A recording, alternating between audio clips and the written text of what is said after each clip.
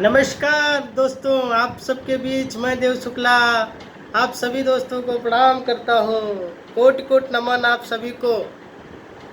आज एक छोटी सी गीत लेके आप सबके बीच फिर से उपस्थित हुआ हूँ। आदरणीय बड़े भाई पवन सिंह की आवाज में एक छोटा सा गीत है।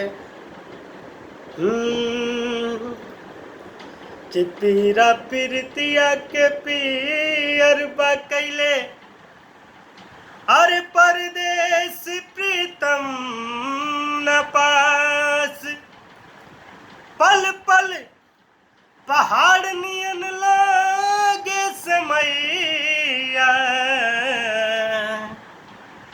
जियरा रहे लाए पिया,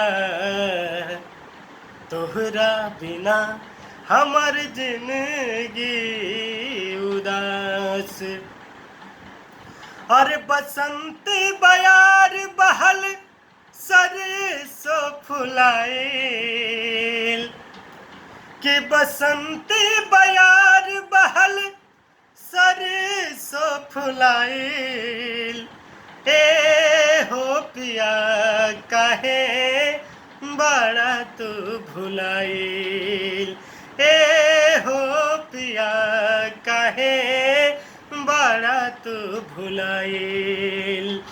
अरे अइलान तोहर चिट्ठी बयाइल, अइलान तोहर चिट्ठी बयाइल।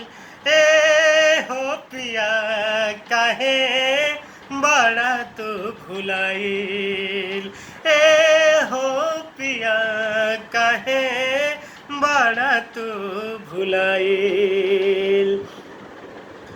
है परदेश पियवा तुहार प्रीत सतावेला, अब फगुन बेरिया मार जान।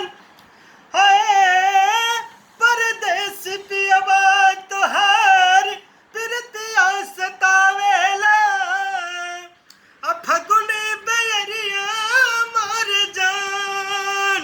है पपिहा परान भइल ओठ बाजुराइल, पपिहा परान भइल ओठ बाजुराइल। ए हो पिया काहे बड़ा तू भुलाइल, ए हो पिया काहे बड़ा तू भुलाइल, ए हो पिया काहे बड़ा तू भुलाइल। प्रणाम, नमस्ते, आप सभी को प्रणाम।